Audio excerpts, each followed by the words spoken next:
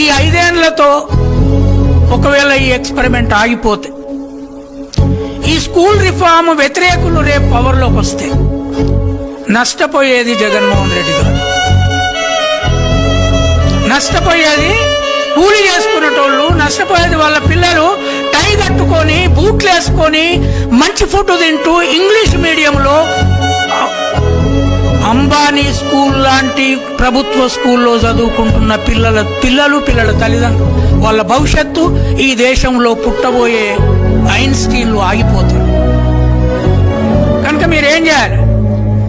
జగన్మోహన్ రెడ్డి గారు వస్తారా రారా నాకు అవసరం లేదు, కానీ ఇప్పుడున్న ఆంధ్రప్రదేశ్ ఎడ్యుకేషనల్ ఎక్స్పెరిమెంట్ను కంటిన్యూ చేయడం కోసము ఈ సెమినార్ తర్వాత మీరు కార్యకర్తలుగా పనిచేయాలి.